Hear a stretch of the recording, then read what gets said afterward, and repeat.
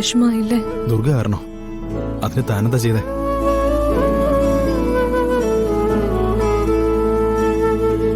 എനിക്കറിയാം കിരൺ, അപ്പച്ചയും ചെറിയമ്മയും കിരണിന് ഒരുപാട് വഴക്ക് പറഞ്ഞിട്ടുണ്ടാവും. ഏയ്, അങ്ങനെയൊന്നുമില്ല. നല്ലൊരു ദിവസമായിട്ട് ഇന്നിങ്ങനൊന്നും സംഭവിക്കാൻ പാടില്ലായിരുന്നു. അവർക്ക് വേണ്ടി ഞാൻ കിരണിനോട് മാപ്പ് ചോദിക്കാം.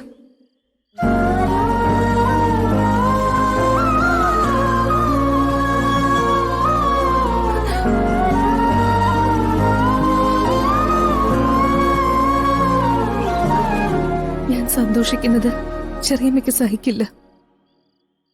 ഇപ്പോ കിരണിനോട് സംസാരിക്കുന്നതും ഇടപഴകുന്നതും എന്റെ മനസ്സിന് ഒരുപാട് സന്തോഷം തരുന്നുണ്ടെന്ന് ചെറിയമ്മയ്ക്ക് അറിയാം.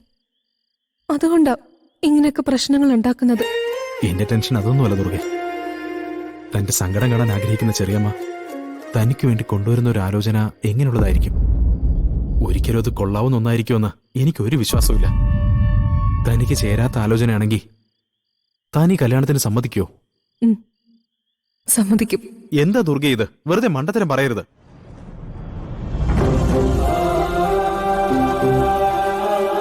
എനിക്കെല്ലാം അറിയാം. പക്ഷെ ചെറിയമ്മ എനിക്ക് ധിക്കരിക്കാൻ സാധിക്കില്ല. ചെറിയമ്മ പറയുന്നത് ആരെയായാലും ഞാൻ കല്യാണത്തിന് സമ്മതിക്കും. ദുർഗ, അത് ഈ കാര്യത്തില് എനിക്ക് മറ്റൊന്നും പറയാനില്ല. ഇതെന്റെ തീരുമാനമോ. ഇപ്പോ എന്റെ വിഷമം കിരണിന്റെ കാര്യം ഓർത്തിട്ട് മാത്രം. എന്നെ കുറിച്ച് ഓർത്ത് താൻ വിഷമിക്കണ്ട. ദുർഗ ഹാപ്പി ആയിട്ടിരിക്കണം. അതാ എന്റെ ആഗ്രഹം. ഞാൻ ഹാപ്പി ആവണമെങ്കിൽ കിരണും ഹാപ്പി ആവണം.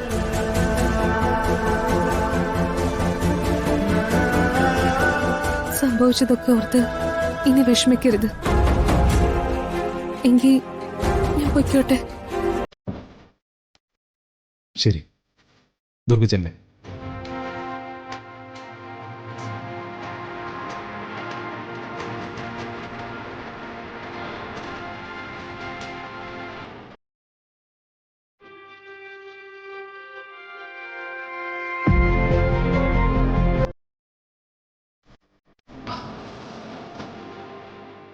എന്തൊരു വിധിയാ എനിക്ക്. ആഗ്രഹിക്കുന്നതെല്ലാം എനിക്ക് നഷ്ടമായി പോവാണല്ലോ. ജീവിതത്തിലെ എല്ലാ നഷ്ടങ്ങൾക്കും പകരമായി ഞാൻ ആഗ്രഹിച്ചു തുടങ്ങിയതാണ് ദുർഗയെ. ഇപ്പോ അതും എനിക്ക് എന്നേക്കുമായി നഷ്ടമാവുകയാണല്ലോ.